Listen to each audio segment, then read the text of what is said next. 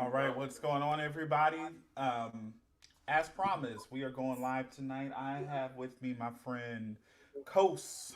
Uh, the rest of us know him by his legal name. I don't know if you want to use that or not You tonight, go, yeah, but you can use it. I don't um, care. It's fine with all you. right, DeCarlos Waller, and we also are supposed to be joined by Terry Davis. Hopefully, he will be able to join us, but he has not been able to join us as of yet. So we're going to go ahead and get into this discussion. What's going on, Brandon? See What's you happening, chiming in, Brandon? man. All Mhm. right. So let's dive right on in, man. So one of the things that I've been wanting to do since we've been in this quarantine period is actually just kind of be a resource for other musicians, songwriters, singers, etc., to just kind of give them some insight into the creative process. Because I know one of the things that's going on right now, since we all have the opportunity to stay at home, man, is that Mhm. Right. a lot of people are trying to get those creative juices flowing, and we want to give them the opportunity and some tools and some resources to just like really know how to do it skillfully, know how to do it the way how the pros do it, et cetera, et cetera. Because I think sometimes my church has a saying that when you take shortcuts, you get cut short. And so we want to help people understand that we can still be creative and do it in excellence. And you can even do it in excellence on a budget. So, but there are certain elements, I think, to creating a great song from a writing perspective. There are great elements to creating a song from um, the whole process in and of itself. Because I know, like, for me, um, I'm a musician, so sometimes I can hear a little bit more than the average songwriter. And I know you have a very strong um, gifting in production. So I thought that this would be a good meld to kind of talk to people. And a lot of times we kind of focus in on, or I kind of focus in on gospel music, but a lot of people I think don't realize also have a background in jazz and R&B as well. And so this is going to basically just equate to any songwriting that we can basically talk about. So, with that being said, my friend, how about we just kind of dive in a little bit? So, let me Sure. ask you this question: How, when you come up with the concept of a song, Hmm. in general, I know it may be different for different songs, but in general, kind of like, what is the first step for you? As far as concepts, well, concepts come to me at odd times. You know what I mean? Like I could just be having a conversation with somebody, and they'll say something, and I'm like, wow, that'll make a dope song. So my first thing I Mm-hmm. would do is probably is write down the concept, and then um, maybe wait until maybe there's a track that or something that I make or that I may hear or something like that in order I feel like it would fit it, like the mood that would fit it, and then Mm-hmm. uh, I'd write from there. That's basically it. That's what I do first. I mean, as far as that, Yeah. I just kind of come up with it that way. Yes, sir. I feel you on that one. I know for me, I'll concepts kind of come in different ways. Sometimes I may just sit down at my keyboard and start playing. Sometimes I may just hear it, and then that's one of the great things about having a smartphone. Back in the day, it was like, okay, we had to keep a digital recorder on us or a tape recorder, different Mm, things, so that if yeah, you got inspired, you had to get it. And then also, me being a music nerd, I sometimes I'll write it down. right, So, but that's very rare nowadays because I don't have the patience like I did when I was younger. right. I do that too. I do the my voice notes. Like if there's a melody that goes with the concept, then yeah, I'll voice note that joint and come back to it Mm-hmm. later, and then you know. Mm-hmm. Yes, sir. I feel you on that. So let me ask you this. So I know you have a new song out that is accompanied with a movie. Actually, I I have a was couple listening of to them it actually. earlier. Which one? The one that just dropped. um, let him I was know. listening to it earlier, but yeah, Let him I know. think that's the one. Yeah, I think that's the one. But yeah, my brain went into freeze mode. I'm like, I can't remember the name. Yeah. so Well, I so got you. yeah. So the reason why I bring that up, I wanted to ask you if you can kind of share, like, how did that song come about? Because like the production on that joint is dope. So I want to kind of walk people through this process a little bit. Okay. So, well, as far as the music production, that was a friend of mine out of Vegas. Okay. Um, and he sent that to me. And you know, a lot of times when I write, I kind of let the song write itself. And Okay. but like I'll even like a lot of times I'll start from the very first measure of the verse, and I'll let the song become what it is. So, Okay. but a lot of songs I pull from like past experiences. That song came from a past experience or whatever. Um, Gotcha. and even if it was like a long time ago, it's something that I've been through. So, um, but that one came about. Um, I don't know. I was just listening to it, just listening to the track, and then it came to me like as far as that concept. I looked up like I do. Like I heard the track. I looked at all those concepts, and I was like, oh shoot, like I'll be crushing on you. You should let your man know.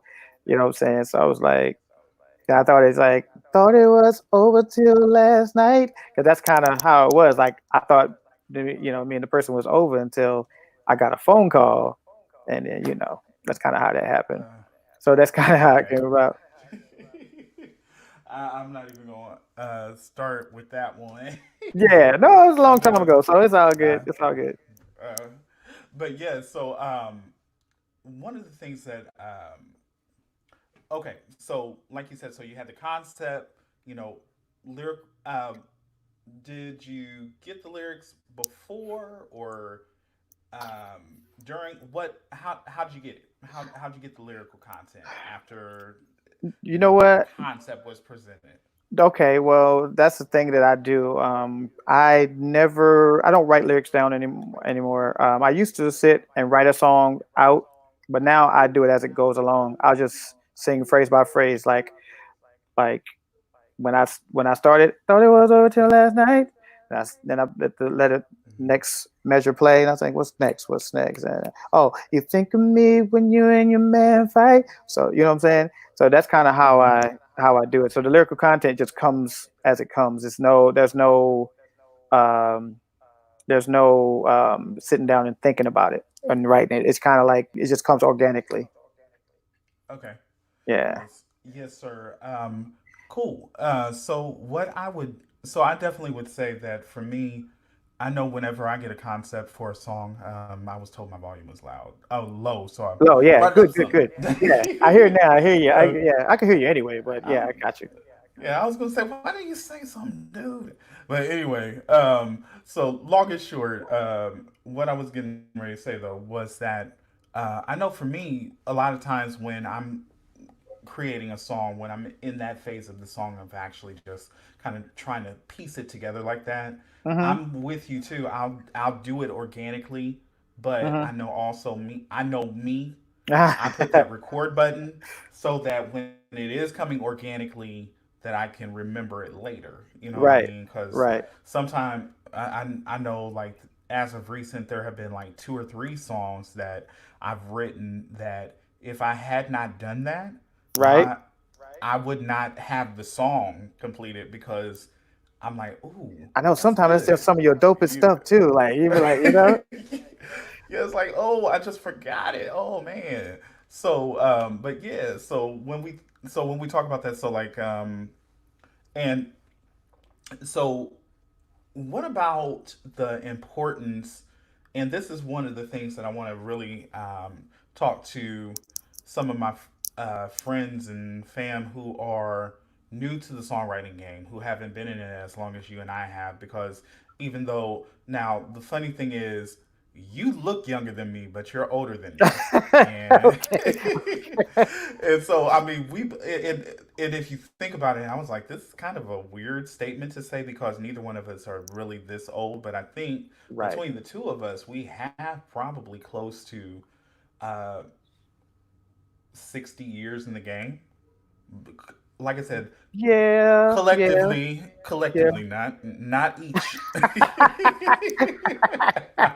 Right. Not um, each. so what I'm saying is, so this is a concept that both you and I have had an opportunity to start learning how to get to the master level. I don't think you'll ever completely master it, Right. but you at least begin to get to the place where people consider you as a master resource and things of that nature. Hmm. So my question is the importance of once you do get the concept. Like I Hmm. know I have a song that I'm in the process now of recording where, I got the melody first, then the lyrics came, Hmm.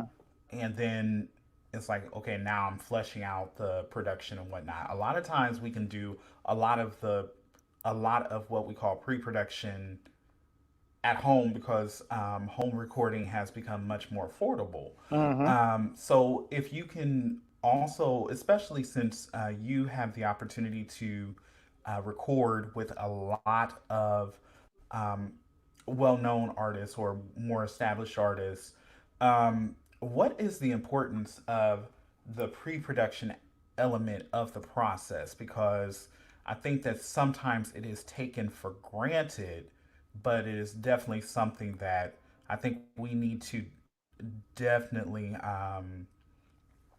get Right. get a grasp on, because I think that that's a very important element. Like I said, that a lot of people don't put in process that will really help them, especially when it gets to the point of marketing your song, Mm. because you don't want to sound like a chump when you start trying to put it in front of people. Right. Well, for one, I think pre-production saves time. You know what I'm saying? Also, for one, and plus that gives you your direction. And Hmm. for one, I think that pre-production should not be done as full production. You know what I mean? Like some people will put everything that they're going to put in the song before they actually go in and do it. You know what I mean? I think you should kind of keep it more on a skeleton, way in a way of like a skeleton. Hmm. And then once you get to the Yes. studio Hmm. and put your vocals and everything on them, like do all the vocals you're going to do, you can put everything around the vocals, and Hmm. that will give it a actually it'll be better because sometimes if you put too much music in before the vocals, it could actually hinder your writing. It could hinder your creativity as far as vocals go. You know, Hmm. and I mean that's kind of what we're. Oh, there's Terry. So there you go. I Yeah. lost track. That's old age for you.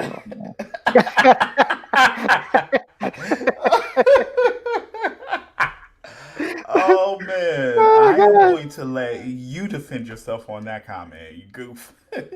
I know, right? But what was I saying? Oh yeah, yeah. It could just stunt your creativity as far as your arranging and things like that. You know about the arrangement though, so Hmm. Yeah, yeah, yeah, yeah.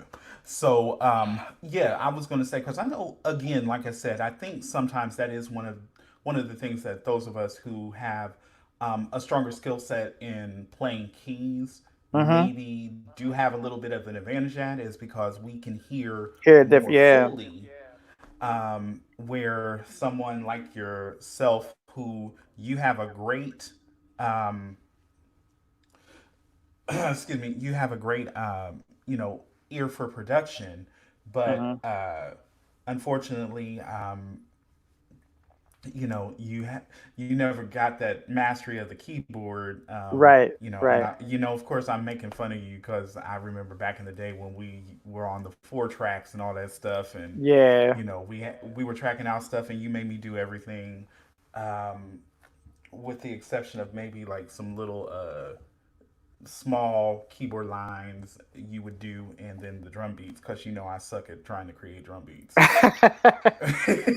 Right. I mean, we Still to can't. this day, You it's hard know. to do that. We can't have it all, can we, Keith? Whatever, dude.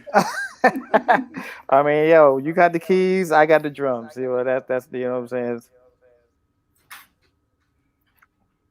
I wish I could play like you though. You know what I'm saying. So that's I kind of appreciate that. I appreciate it. hmm But like I said, yeah. So on that note, we talked a little bit about the pre-production aspect. Um, Now, here's the thing that I'll ask you. So, say for instance, if I am a writer, I have an arrangement. hmm I have, basically what I'll call the poor writers, or I'm sorry, the poor man's songwriting demo, where maybe back in the day we would have said, okay, I did a piano and vocal track on a cassette tape. Right. So, so with that being said, if we get to that point, then how about my question is, me as the writer, when I bring this and present it to someone who does the perspective, like pitch to the producer. I'll say it like hmm that. Okay. I'm saying if I pull in someone to produce it, because say I want to present it to a larger name artist, things of that nature, and um, you and I both know that nowadays they pretty much do want to hear it The way it is pretty going much to be. done to Yeah. where like literally all they have to do is like replace the lead vocal with their own. Yeah. So, like, they want to hear as much of the finished production as possible. Like, they don't want to really invest much in the production. So, those of us who are songwriters, if we're pitching our music, that's a tip to most of us who may not think about that. You need to, if you're going to try to pitch your music, produce it well. Right. And Definitely. I consider it basically an investment in yourself if you're doing that. But getting back to what I'm saying, so since you work a lot as a producer, tell Uh huh. me what you're looking for if someone is a songwriter and presenting a song to you. Well, a lot of times if somebody's bringing me a song, they're paying me to do it. Now, if Uh it's huh. but if it's in a way where they want me to invest my time and want me to believe in the record and we're going to pitch it together and all that kind of stuff, then Mm-hmm. first I look for it being a good song, like it having a good hook and having good lyrics and a good and as far as the cadence goes, um, if it sounds dated or and also how much freedom I have to change stuff. You know what I mean? As far Okay. as how they've done it. Mm-hmm. So that's basically what I look for, and and the potential, like who could this go to, like you have to have like you said, it's like kind of like marketing. You got to know who your audience is or who you're marketing to because you're trying to Mm-hmm. sell a song. So That's what's up. That's a that as they would say on Jeopardy. Good answer. Good answer. Good right, answer. right, Okay. So okay. So let me say that, like you said, if I'm hiring you as the producer, hmm so what do you like say the songwriter slash producer relationship should ideally look like?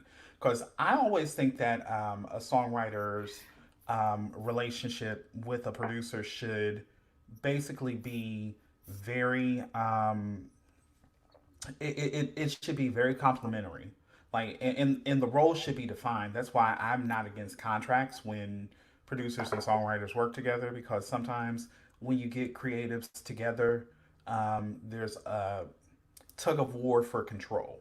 right, And I know, like, I've run into that with probably one of the dopest projects that I've brought out. And the crazy thing was the producer was my cousin. mm, And my cousin is one of the baddest producers that I know. right, However, in that moment, because I was also dealing with some stuff myself, trying to become more secure in what God had given me to do from that perspective, as an artist, as a writer, different things, realizing what my strengths were, what my strengths are not. and realizing production is not one of them. Mm, You know what I mean? right. Writing is, but production isn't. Just because I can play keyboard doesn't mean I can produce well. I've since learned a lot of things, and I've learned how to pull in other people to help my production sound much better. Mm-hmm. But if I were to be the one who was trying to like just sequence a track, Mm-hmm. um, my track sequences still sound like my freshman year in college, and I'm like, I need to graduate from this. All right, Right. and Terry just chimed in, so I'm going to bring him in. Dope. All right, what's up, Terry? What's going on, fellas? What's happening? Hey. So we'll pull you into this in just a minute, but I just asked Coach the question about the relationship between the producer and the songwriter, what it should look like. All right. Well, I All mean, right. it depends because somebody has to have control. Now, but it depends on who's coming to who too. Also, you know what I mean. Like if the artist is coming to you saying, "Hey, can you do this for me?" I mean, again, I mean, you have to talk about it before you even start because if you don't talk about it, then there's going to be a struggle for power. Now, if they bring it Mm-hmm. to you saying, "Hey, can you do this for me?" Da da da da, whatever, whatever. Then you're like, okay, you have the control. The producer has the control. But if they say, like, "Hey, um, can we do this together? Can you do this with me?" Then apparently they would want some control. So as a producer, you're gonna have to. It's kind of a tightrope, you know what I'm saying? Because you're kind of trying to get your ideas in there, and they were like, "Nah, that ain't cool," you know what I'm saying? And one thing I really hate doing is producing when somebody is sitting there with me because you go through a lot of different sounds and go through a lot of different things, trying a lot of different things, and they'll chime in before you even get done. You know what I mean? Like I've had people, I had to send people out because like, look, let me try some stuff. And when I get done with it, then you give me your opinion. Don't say as soon as I hit one key, like ding, like I hate that. So I was like, I so that's the, but it has to look like um, somebody has to have control. You just have to talk about it beforehand, like or and plus, if they have the control, they should be paying you. I'm just saying, I'm telling you that. Yeah.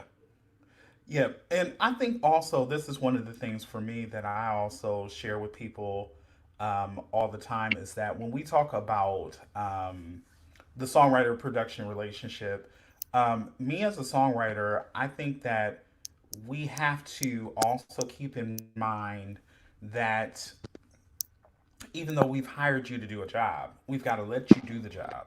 You know what I mean? Like that's when I was saying like when I was working with, and I'll put it out there, when I was working with my cousin, his name is Antoine Walker, for those who don't know that he and I are first cousins. But I did an album back in 2010 where he and I worked together. I had a large catalog of material that I was like, okay, I want to do XYZ. And for a good portion of the project, we fought for control because the thing that I felt like was because I was like, that sounds like an Antoine track. It doesn't feel like it's authentic to what I would do. And in essence, it became more of a blending of more of a marriage of his sound and my sound Yeah, together, which is what you're basically looking for. yeah. Um, But one thing is like I always said to people too, like if you're gonna take something to a producer, you want their sound. You see what I'm saying? So it's basically that's why I was yeah. gonna sound like Antoine track because you took it to him. But if you take it to Right. someone else, that like you don't call Timberland and say, "Hey, can you give me a Teddy Riley track?" You know what I'm saying? Mm-hmm. Right, So right, that's right. kind of that's kind of how that is. So I mean, you definitely have to know who you're taking it to. You know what I mean? You definitely Yeah, have to know. I agree. And I think the other thing is too, like you also have to make sure because you're going to be spending a good amount of time. I think someone just put in the comments, and I think it was Brian Costin who just made this Hmm. comment where there should be a good rapport between the producer and the songwriter. I Before going definitely to the agree studio. with that. I do Yeah. think that that is a very good Hmm. comment because one of the things that you're going to spend a lot of time together and being in the studio it's it's creative, but at the same time, it's like, okay, you know what? Um, it's just like in your crib. If you're around somebody so for such a long amount of time, at some point they're gonna get on your nerves. So you want to That's make sure true. at the end of the day you still have that end True. goal in mind, saying, okay, you know what, how can we make this work?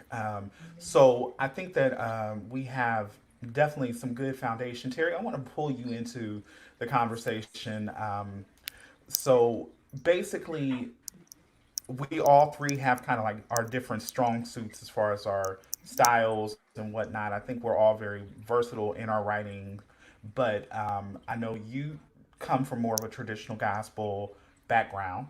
So I'm just wondering when you come up with a lot of the concepts for the music that you write, can you give us just kind of a quick synop of maybe what your process looks like when you're trying to flesh out what you feel like you've been given to basically create a song?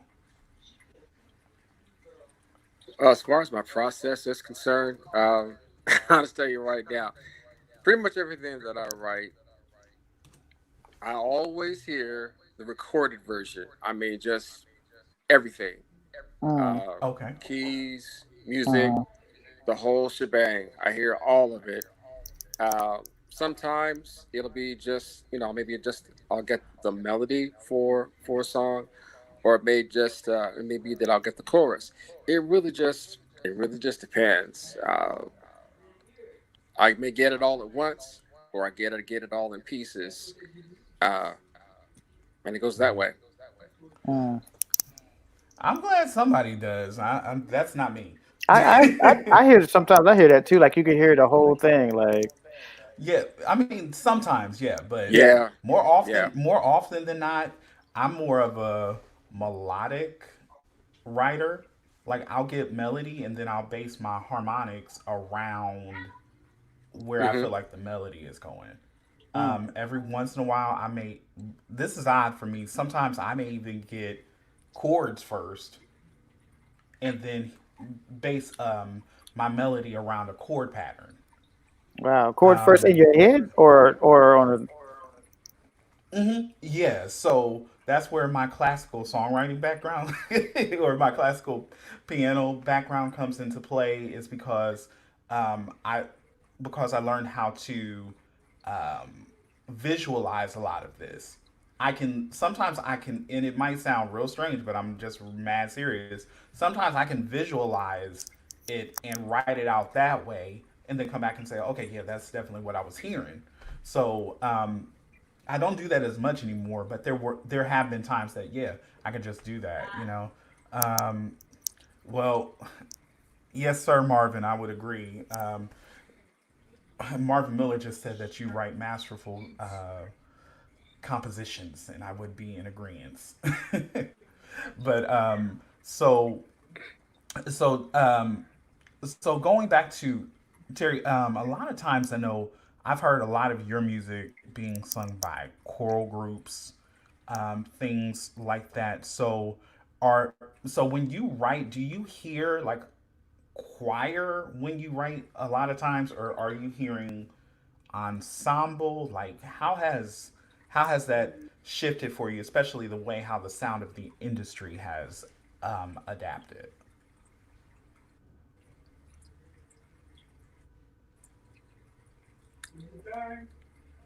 that's what Terry. Yeah, it's Yeah. pretty much going to be a completely produced version, completely produced. Uh, that's pretty much about the best I really can explain it. Mm-hmm. Okay, okay. I'm not asking for a long drawn out definition, especially if it's not there. So okay, so Right, right now, right, right, so right, like right. so like I said, so if we basically say okay, we the songwriter has the song, songwriter has teamed up with the producer to say okay, let's Hmm. get this thing into a place where we can now present it to prospective artist or publishing company, different things of that nature. We've gone through Hmm. the pre-production aspect of okay, trying to flesh it out, trying to get it into its proper format, maybe ABC, something like that, or verse chorus chorus out, something Hmm. like that. A lot of these traditional songwriting structures that we can discuss Yeah. now. Um, the first question that I would ask, and this is so that we can get a little bit more technical for our songwriters. Um, at one point, do you advise to finally copyright this thing? So, like, um, for me, I'll be honest, I usually tend to wait until I kind of have the arrangement a little bit more fleshed out to go ahead and submit the copyright because I want there to be absolutely no question once this arrangement is presented that this is the arrangement that I wrote. And the other reason why I like to wait until after I've teamed up with the producer is that sometimes it goes from being a composition that you wrote into being something that you have basically brought the producer in as a co-writer. You know what I mean? So for me, that's when I would normally do it is before I'm going to do it before I present it to anyone else. But I usually wait until that production is basically near completion. But again, that's another reason why I think that it's so important that you have a contract between the writer and the producer so that neither one is taken advantage of, so that you have something established. So I would ask both of you, at what point do you actually go ahead and say, I'm submitting the copyright so that it is now legally protected? Because I know I'm going to tell anyone and everyone, don't do the poor man's copyright. That's just, yeah, that's just not good. Well, I would if I were to copyright it, I would do it at the end, of course, when everything is done. Um, Most of the people that I know don't actually copyright things because now things are easier, better, easier protected because of the programs that we work in, and everything is time stamped, and um, and it's easier to prove that something's yours.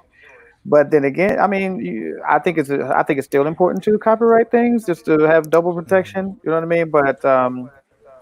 Mm-hmm. But I would do it at the end, and Yes. the most and two one of the bigger really important things is the split sheet is Oh when you yeah, use it. definitely. That's one of the biggest things. That's the if one thing that people will fight over is that. So the copyrights, you put the names on it. The names are on it. Everything is equal on the copyrights because everybody's name is on it. But the split sheets is is where the battle starts. But Yes, sir. And for those who don't real who may not be um, understanding of what that terminology is for a split sheet, that is basically where you go on a document and you actually create who owns a certain percentage of publishing and also of songwriting. yeah, More often, you're going to definitely see it more so with the publishing, but also, I know I'm just going to be honest. I have both. I'm like we're going to do it with both, hmm and I did that early on in my career because doors open to where it was necessary, and I'm glad I did because those songs that I co-wrote with people have really been impactful, and there are people who are still contacting me today to say because I actually was the one who registered the copyright, still contacting me saying, "Can we record this?" And I'm like, "Yeah, just get." I'm like, "Give me the stuff and present it to me, and let's see what we can do about it." hmm So it's real important, and then that way, in turn, if I do give someone permission to license the music, then um, I can easily tell them you also need to contact this person for royalty purposes and for publishing, blah blah blah blah blah, and kind of take myself out of the middle as well, so I don't have to do all that reporting by myself. But anyway, Terry, how about yourself? When do you normally copyright an arrangement?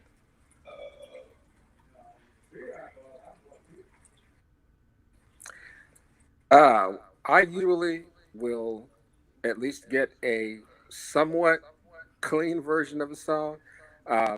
A lot of Mm-hmm. times if I can get a good copy in rehearsal, or if I can get a good copy for when we actually do a song on, say we do a song on Sunday morning, I'll take that, uh, create an MP3 file of it, and then get the Mm-hmm. necessary uh, paperwork for the PA completed Mm-hmm. online. Send that to DC, and then we'll just wait for the certificate to come back. Now you can, from what I understand, you can really wait until you actually record the Mm-hmm. song, and then of course you would just complete a I think it's form SR. Yeah, Am I that's Mm-hmm. correct? yeah, sound Form recording. Yep. SR. SR. Hmm. Mm-hmm. Right, Yep. right, right, and complete it that way. But I think, uh, because you know what because of what you've been given is special. I feel like it's our responsibility as songwriters, protect your stuff as much as possible. So when you first get that idea and that song, and you teach it, whether you teach it in a rehearsal or on a Sunday morning, that's for a special event. Get a good Mm-hmm. copy of it, copyright it then of course once you actually record that song, go ahead, get that SR done, and you're good. Yeah, yeah, yeah. So here, and sometimes I think I'll say it like this. For me, I have sometimes I have overdone it. Like I'll do the PA and the SR, um, which you're protected if you do either one, but definitely you need to do one or the other or both. Um, Nowadays, I'm just gonna be honest. I'll Hmm. probably do more of the SR since I'm doing more of my writing through a sound recording method. But the other thing is too, just like everything else, inflation has hit the copyright office, and so They sure it is have. now much more expensive.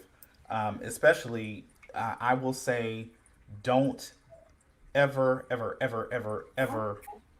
ever go back to mailing in your copyright, because I think the price went up to something as ridiculous as Oh, like please don't. $85 a I think it's 80, composition. 85, isn't it? Isn't it 85?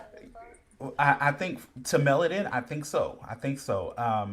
So um, okay, so we have a question that's asking us to explain between PA and SR. Um, the simple version is, if you think about it, and then I'll go back to what I was saying.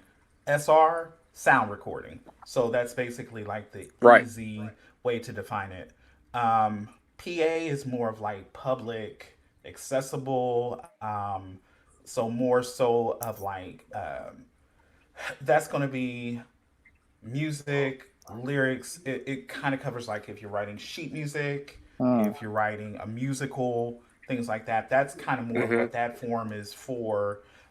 So if you're um, a recording artist and you're not really transcribing music into sheet music or anything, your SR is probably going to be the better route because it's quick, easy, and you can just upload. All you have to do is like have your lyric sheet. You upload your lyric sheet. You upload your sound recording, and then pay your fee, and you're protected. The great thing about with everything, so the other thing is the copyright has kind of given us incentive um, as far as registering online because it is much cheaper. I think they now that has gone up as well, but I believe it is now 65 per composition. Um, but you can still, but I think it's limited to one writer if you're copywriting a collection of songs. I think they put that loophole in there now. So I think if you have, I know definitely if you're one writer by yourself, you can still register a collection of songs. Say Yeah. like, okay, something like, Keith Reed, Opus #1, and then I have 11 songs, and I pull in those 11 compositions, and then also those song recordings and whatnot. You can still do that, but I think now it's just limited to one author. So if you have more than one author, you have to register the piece with all of the authors under one fee, and then you have to do another one under another fee, et cetera, et cetera. So hopefully that answers that particular question.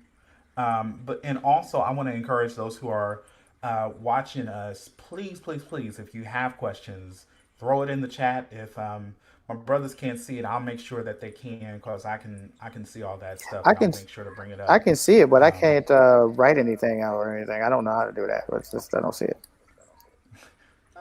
that's cool.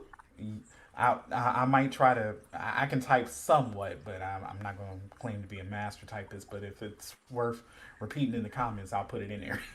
Hmm. But yes, sir. So, gentlemen, did that define that pretty much? Do you guys think, or do you have anything to add to that? I don't. I would what I would add is have you guys talked about the fact that you can actually do your copyright registration electronically. Uh, Well, Probably yeah, not yeah, going to yeah. be quite as expensive as Mm-hmm. you. Okay, okay. Yeah, I'm sorry. That's where I was getting at with that. That now the filing fee is like $65 to do it electronically, but it's $85 to do it by mail. I think yeah. Yeah. So I yeah, think it's that much. I think the last time I checked, just doing an actual form PA, I think was like $45. Now the form SR might be a bit more. I'm guessing. So I'm not no, for certain on that actually, though. yeah. So actually, I got an email not too long ago that yeah, all of the copyright forms, if you're sending them in um, by mail, have gone up to that particular price. So yeah, it they basically they're trying to give us Hmm. incentive to do things digitally, and I Right. feel like you know what incentive taken and going to be used. Uh, so okay, so here's another thing about this songwriting process, and also just to say hello to everyone who's chiming in. I'm sorry that we haven't gotten to all of the comments, but also to my good friend J.R. Edwards, he was saying something. Well, I need to start now. Yes, sir, you do. You really need to register your stuff. If you have not done that, please Yes. do, because I do not want to hear somebody on a national level recording one of your worship tunes and you don't get credit for it, sir. I know, right? So, um, so that being said, here and I know we can't address all of these aspects tonight, but I at least want to give people a little bit of meat to chew on. So we've got so now we've gotten to the point where you've registered your song as a copyright. You've done your split sheets amongst the producer and the writer for publishing and for um, songwriting and all of those things. And then now the song is getting marketed. Now, here is an aspect that I think a lot of writers don't think about.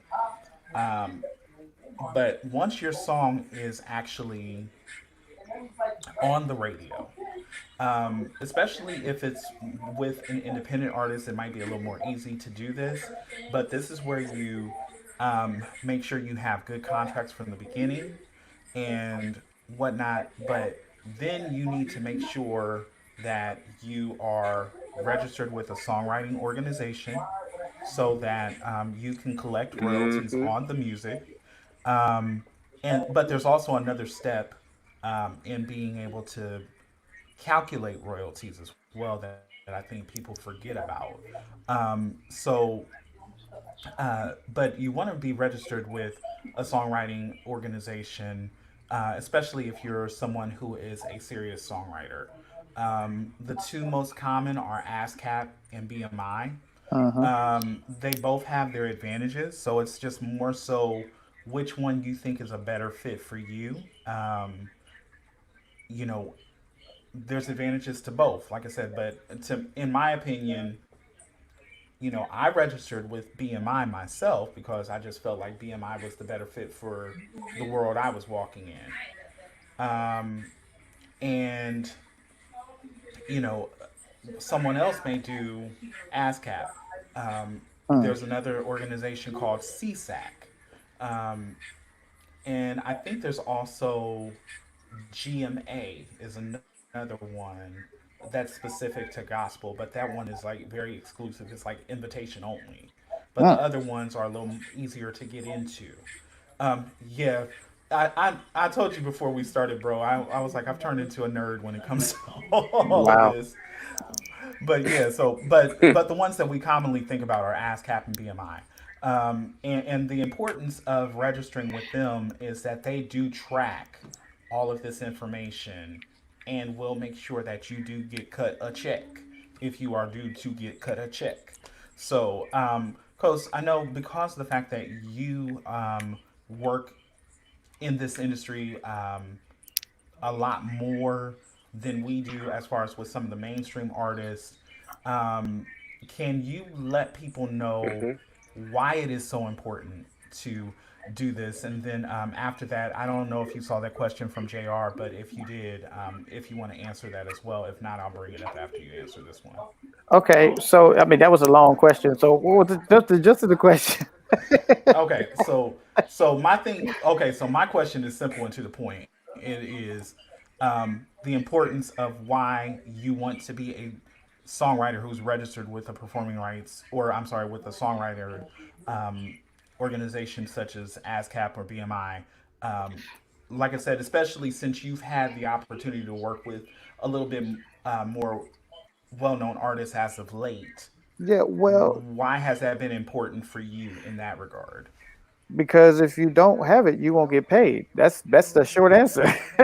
If you're not signed up, you will not get paid, and they will not care. They were like, "Oh, you're not signed up? I'll take your stuff." That's basically. I'll go ahead and take your percentage. You go ahead and So you Yeah. yeah, I've seen it happen. Where the person wasn't in the room and that was a part of the song. It would have been it was a very small part, of course, but that person Mm-hmm. didn't wasn't signed up with any organization, and her percentage got absorbed. So Wow. that wasn't my decision, Wow. though. I didn't. I was like, look, I ain't in it, type thing. But but that's what happens. That's what happens. Yes, sir. And let Yes, me. sir. And I can then see Jr's go ahead. question. Okay. Uh, it's how different is the music out there versus back here in Ohio?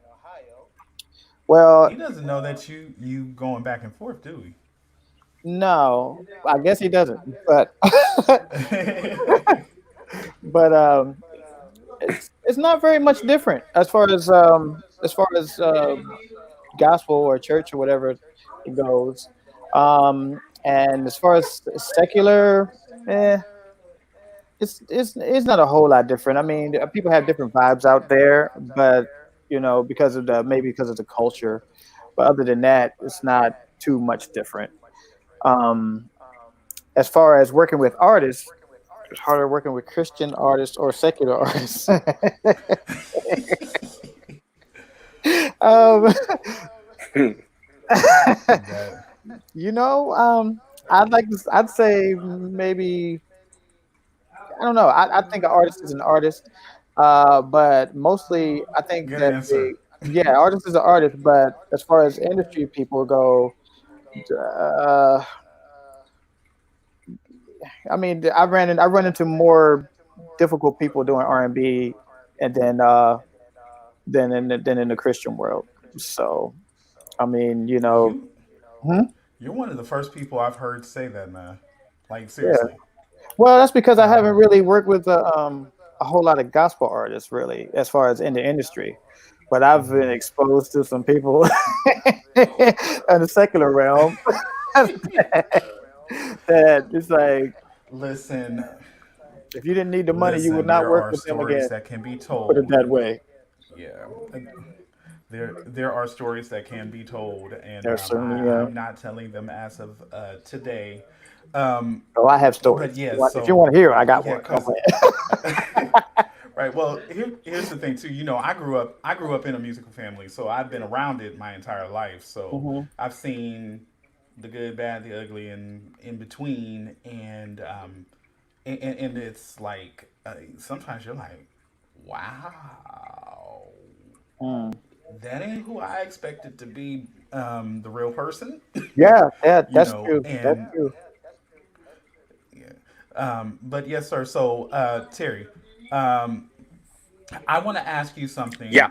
If we can bring it for those who are uh, gospel writers, can you comment to um, the advantage slash necessity, if it is necessary or not, about belonging to something like the Gospel Music Workshop of America? Since I know you have done a lot of work with them, can you share, like, is it still advantageous to do it, and if so, what are some things that you would encourage people to take advantage of?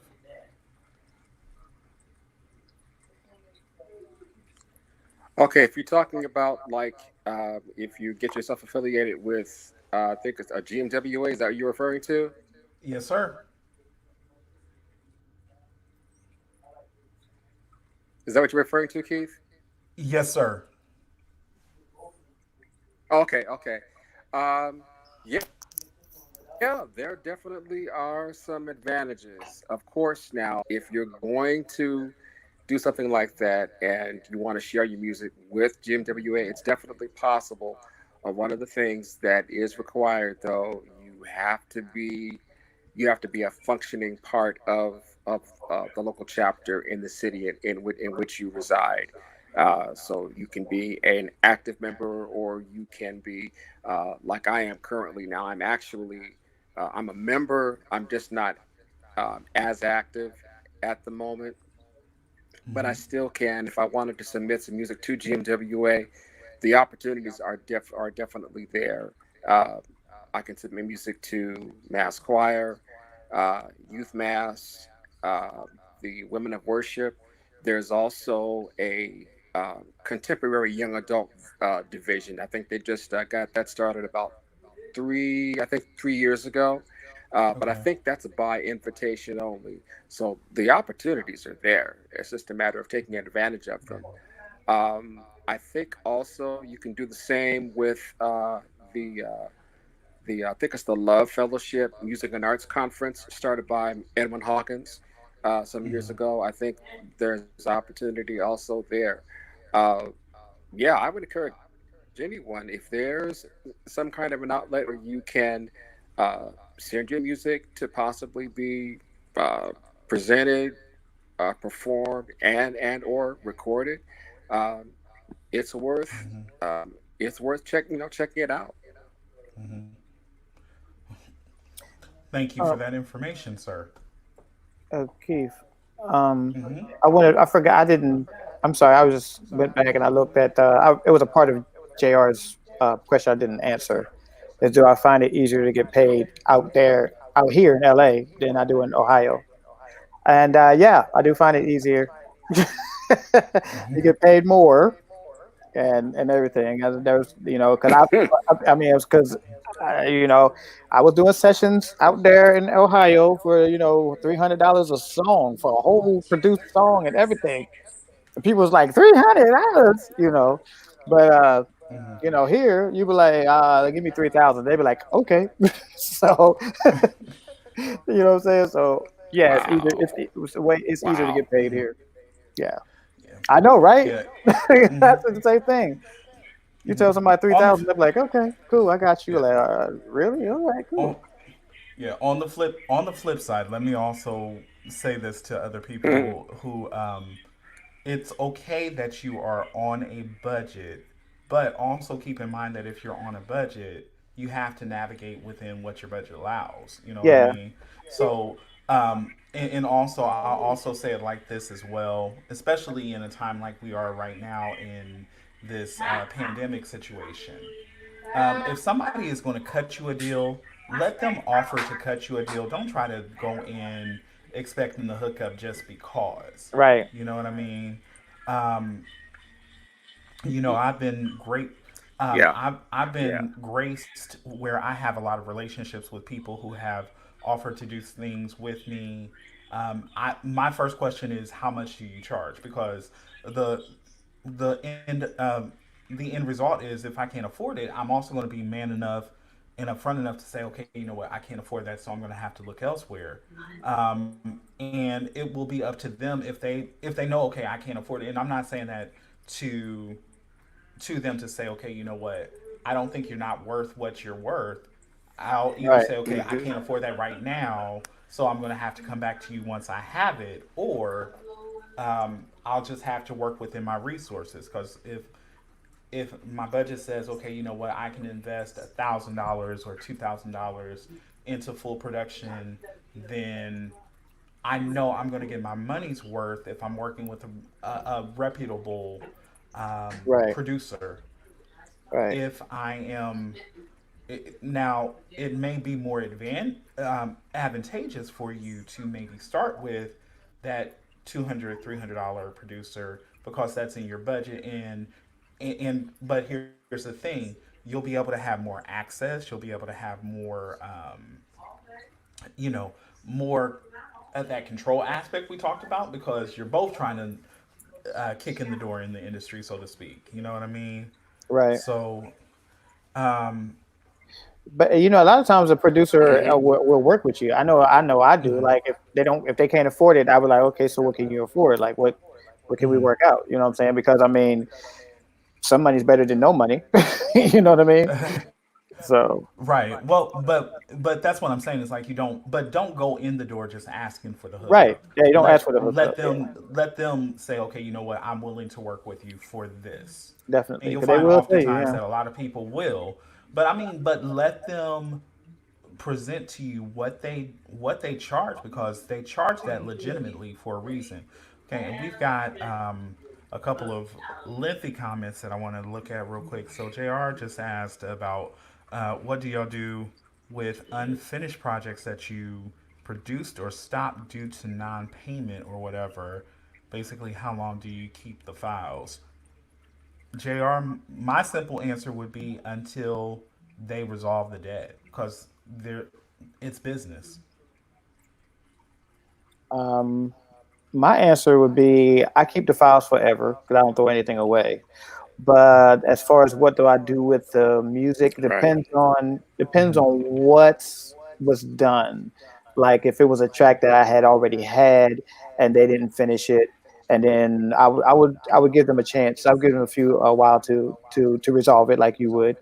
But if not, then I would take it and repurpose it. I'd write it myself, or repurpose it for someone else Mm-hmm. because they got what they Okay. paid for Mm-hmm. already. So. Yeah. Oh yeah. No, I would say definitely if it's a part of your catalog, it's a part of your catalog as well. You know. Mhm. Um, but I'm saying as far as I would not release anything to that person who doesn't have a resolved debt until they resolve it. Oh yeah, definitely. Yeah. Um, okay. And What then we about have Terry? another. And then we have another question that someone brought up, just saying that they're asking Oh wow. about how much should they invest or save to start. Um, Hmm. wow. I think you know what.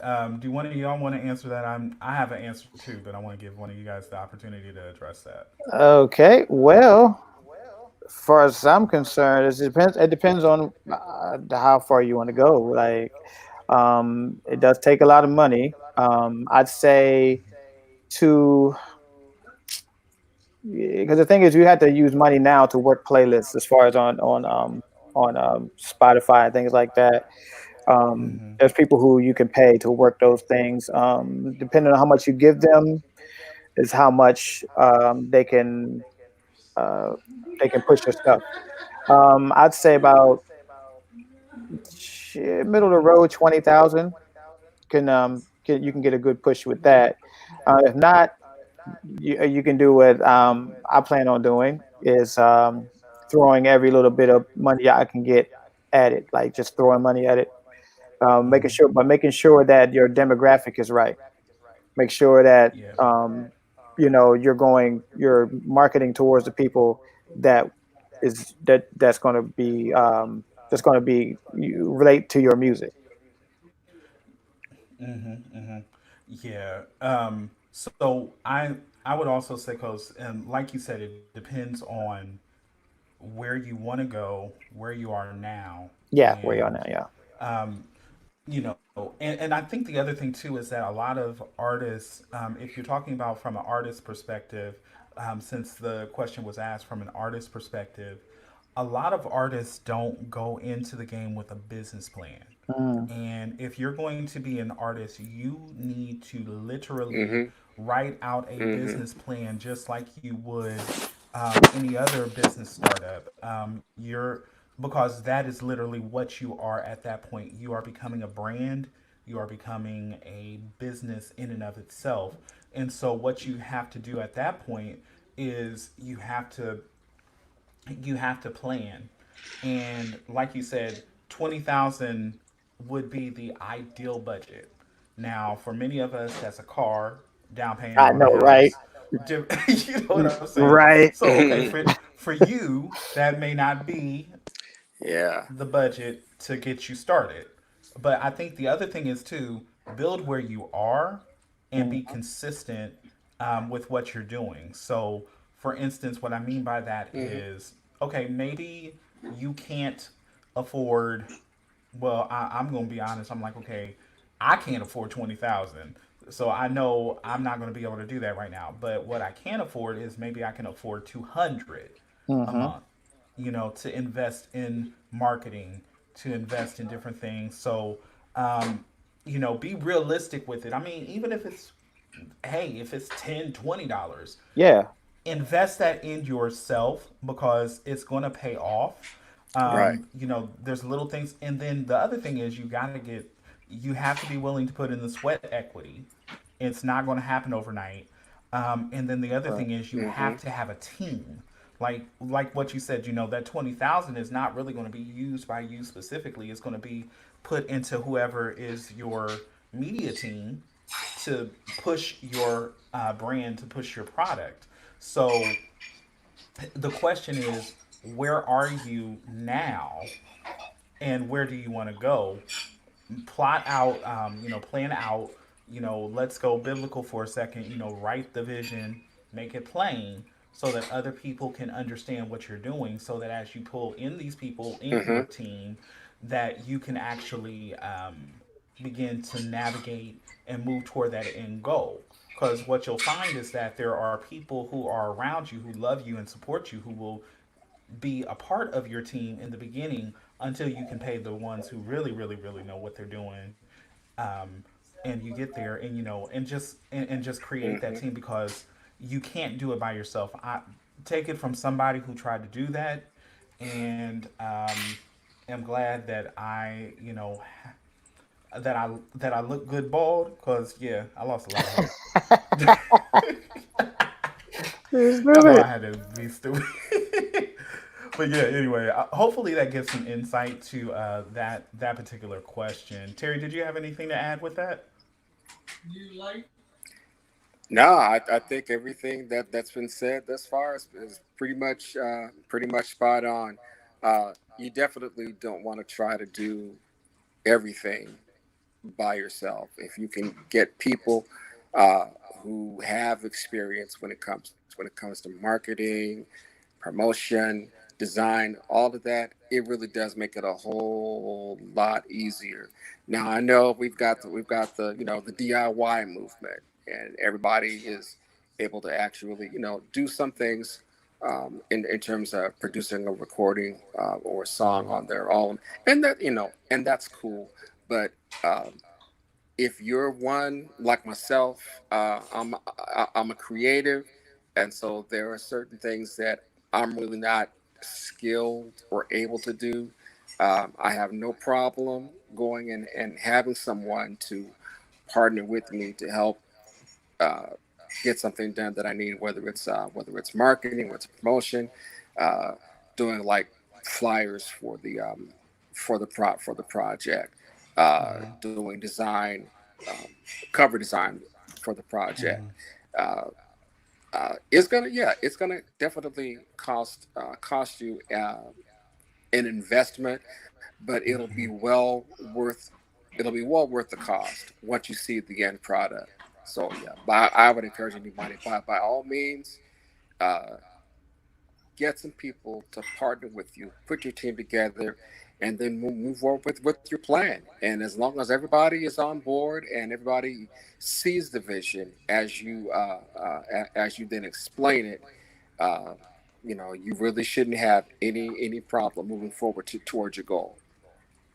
Yes, sir. Yes, sir. So, all right, and so I know this is good, and we're gonna start pulling it in here in the next few minutes. But the question has been asked, and so since it's been asked, we're just gonna throw it out there. Coast, what's coming up for you? Nothing. No, I'm playing.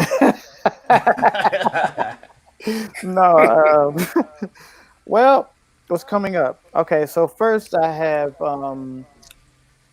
all, I have a couple of EPs that will be coming out. I have one that I'm doing with these guys out in Atlanta. There's no name for the EP yet. We're just in the works of doing it. Um, um, in the fall, I'm going to be releasing some type of like slow jams type EP. Okay. And then also we're doing the second season of the Family Business on BET. Um, let's see what else. Also, what? Jr. said no greatest Huh? hits album. The what? Oh, which one? The one? Silly? All right. Oh, okay. Quick caveat for all of you guys who are watching. Coast is at in his studio in LA, so some of his people are there in the room. Oh But yeah. So yeah, I have a song with CC Peniston called "Silly" that we're gonna be putting out. Well, it's actually already out, but we're gonna really start pushing that. Um, Also, oh yeah, there's another song from that a movie called "Always a Bridesmaid" that's on Netflix.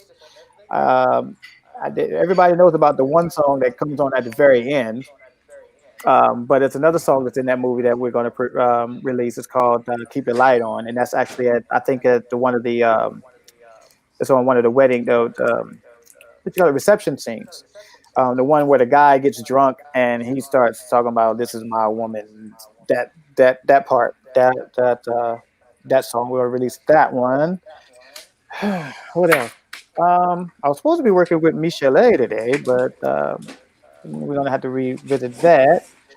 Um, I have when Sean Stockman comes out with his album. I don't know if it's out yet, but I have something on there. It's a lot of things. so so that's just about it. sounds like you've been So staying busy, brother. yeah, that's why I look. That's probably why I look tired right now because I'm busy right now. Huh? Do what? Or Oh, yes, I forgot. sir. Yeah, I got a couple of records on Christopher Williams too. He's gonna be coming out. Nice. So yeah, I forget. Man, I got so much on. But yeah, so Nice, nice, nice, nice. is that too All much? right. Is that So we're good. I think you more than answered that question. Okay. But yes, and so before we start drawing things in, also just to let people know that this is going live not only here on Facebook, but it also has gone live on YouTube as well. So if you want to go back and just get some more of this information and things, that you can go to the YouTube channel for New Sound Music Group, or actually you can just type in my name. It's under my name now that I think about it. And you'll be able to find this broadcast and be able to go back and watch it again. Which So go ahead. oh, I say what you should have had on here is my man Nitty. Yeah, he knows all about all this stuff. He's an expert, aren't you, Nitty?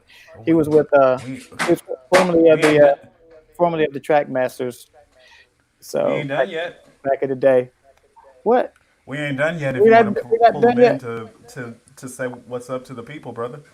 He would say, hold on, Nitty, you want to say hi to the people? He's covered. All these All facts right, behind that's what's all these up. facts behind me is his. So, never mind.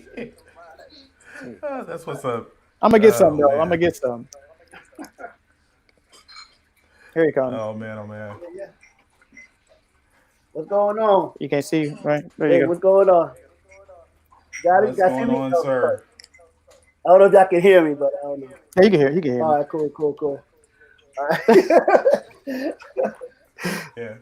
All right. Well, can you ask him if he Hold on, has Nick. any like quick uh, nuggets of wisdom to share with any aspiring writers? He said he said she said. He said, do you have any nuggets of wisdom to share with any aspiring writers? I would say, Hold on a second. I would say, Can he see you? yeah. All I don't right. know if you can see me. Oh, Well, okay. okay. Here you go. Oh, Okay. all right. For all the writers, by writers, just keep on writing. Practice makes perfect. For us, it was like a 20-year plus. When we started, it was like 89, 80, we were like 88, but we didn't break out to like 95, a couple of years after the fact. So it takes a while, but as long as you keep on just practice being around some things, don't be isolated. You know what I'm saying? Get into like group writing with other network people and stuff like that. Just get together and just write with other people and be inspired and just be motivated. But don't be stuck in the house thinking that your own stuff is dope. It's not gonna work out that way. You know what I mean? It doesn't work out that way. The best thing is to be within a network of other people. Go to them open bars. Go to them people where they, you know what I'm saying. You never know. You know what I mean? Go. I the thing that I do encourage is be part of writer camps. That is important. You won't even believe the amount of young people that can surprise you, or the older people that are just veterans are there all the time coaching them. You know what I mean? So that's what I give to those who are inspired to write. You know what I mean? So pretty much. That's what's up. All right. Thank you, sir. All right. So as we are getting ready to sign off, because I know that we are Yeah. pushing toward 9 o'clock. At least here on the East Coast, we're or I'm sorry, in the Midwest region, we are pushing toward 9 o'clock. So some of us got to go to work in the morning. So in any event, Terry, any final Yes. thoughts this evening? I think all I really would just say is just to encourage uh, individuals who are getting into getting into songwriting. Uh, keep writing, keep writing.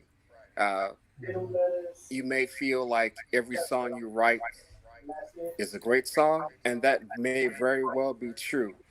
But keep writing. Don't stop. Uh, draw inspiration from all types of resources.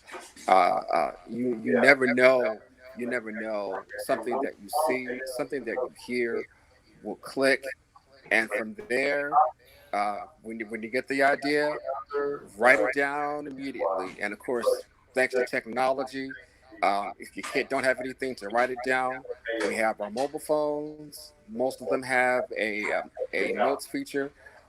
Jot that stuff down, tuck it away. If you've got a minute to get into your voice recorder feature on your phone, record a little bit of that idea. If that's all you get that down so you've got something to work with and build upon as you're actually completing your song. But yeah, I would say to all songwriters, especially if you're starting out, keep writing, don't stop. Definitely. Yes, sir. Yes, sir. Yes, sir. Yeah. All right. So, Coach, what are your final thoughts that you would like to encourage people with? Well, I would like the best. I'd like to say just don't um, look at everyone else. Like look at other people for for inspiration, but don't look at them in a way where it's going to make you feel less than. You see what I'm saying? Like, oh, I'm not a great writer, and then it discourages you from writing. If you believe somebody writes better than you, everybody has their own niche, their own gift. Right. So so if I don't think I mean, of course, some people are better writers than other, but if you're a good writer, you're a good writer, and everybody has their style. And everybody can't do the same thing. So if you're looking at somebody else who has a different style than you, and you think they're better than you just because of that, you can't do that. You have to be you. You have to write from your heart. You have to write. Um, you just have to, like he said, like Terry said, just keep going, just keep writing. The more you write, the better you'll Yeah, get at it. And absolutely. take chances. Just, I mean, Hmm. if it's even like a stupid melody, if you think it's stupid to go, or just something, I don't know, just anything, you know what I'm saying? Just take chances, and you never know, it might turn out to be super dope, and Yeah. you might change the game because there's a lot of people who've done different things, who've changed the game, like Devontae Swing, Timberland. Like nobody was doing stuff like Timberland. I mean, putting dinosaurs and babies in the track. Nobody was doing that kind of stuff. And he changed the whole game. And then next thing you know, everybody was trying to do what he was doing. So you just change is good. You got to take chances. That's basically all I wanted to say. Yeah, yeah, man. As you were saying that, I was just thinking that,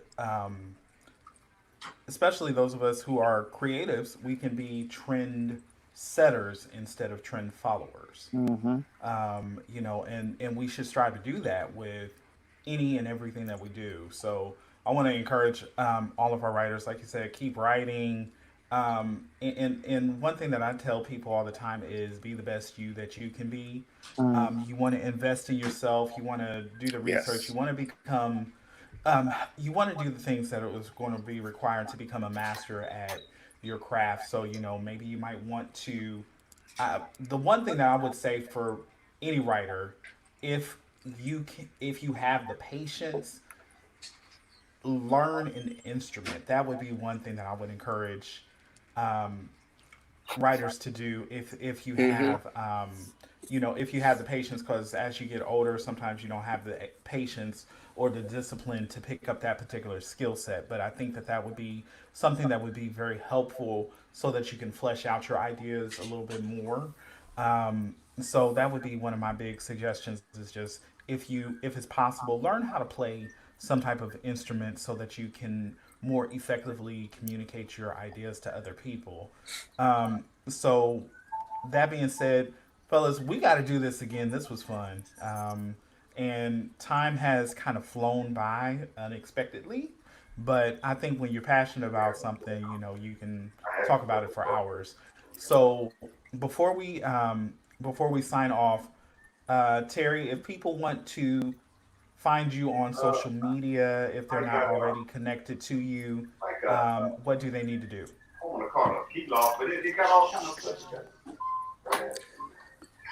They can connect with me a few ways. They can find me on Facebook. I do have a band page there. They can also reach me via Reverb Nation. Uh, I think it's www.reverbnation.com/ Terry Davis Music. You can catch me on Twitter. TD Song 63 is my handle.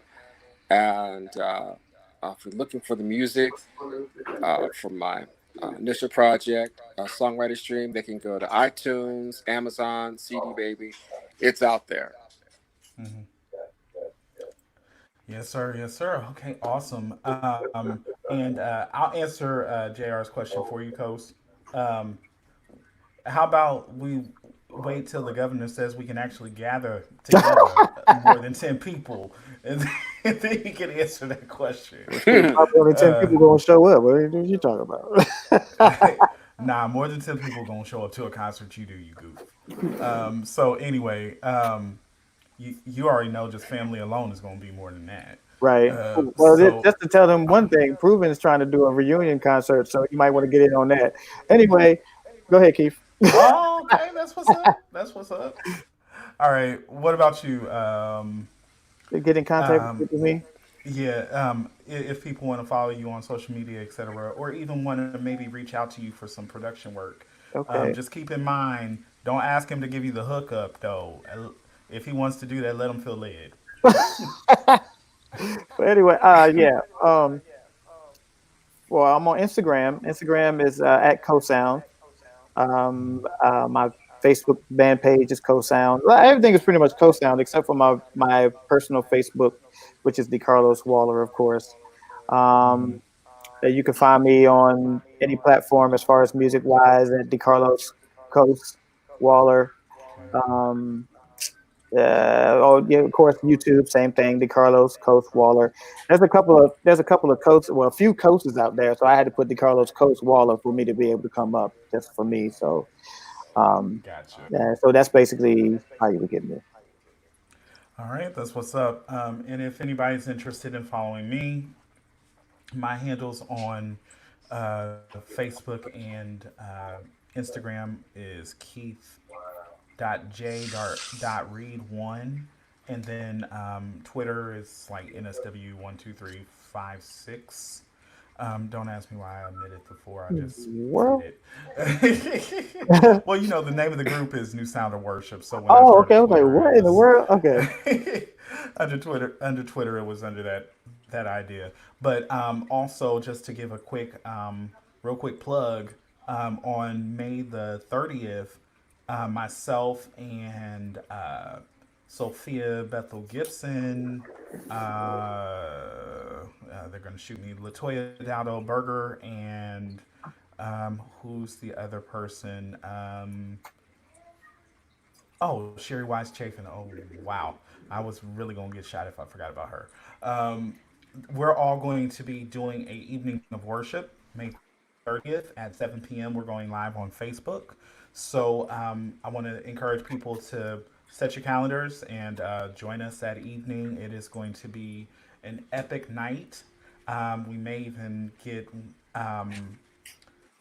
some other people involved. I'm not going to commit us to anything till we have things solidified. But like I said, so that's going to be an awesome evening. So I want to Yeah. encourage people to please check that out. So also one last thing. So these type of discussions and things we're going to continue to do as a part of the in the flow movement, which is our radio program where we're trying to really support and encourage independent artists. So if you are a independent gospel artist, no matter what genre of music you're in, you can submit your music to us for consideration. NTHE-flow.net is the website, and you can find all the information. So just want to leave that with people as well. So, brothers, again, I appreciate y'all. Y'all are absolutely awesome. And so, everybody who is on this evening, thank you for sticking with us. Again, if you want to see the repeat of the broadcast, it will be up on YouTube. If not, I don't know how long it takes them to process it, but it will be on YouTube. So, see you guys in the next one. Yes, sir. Thanks, man. Thanks for All having me. right. Thanks for the opportunity,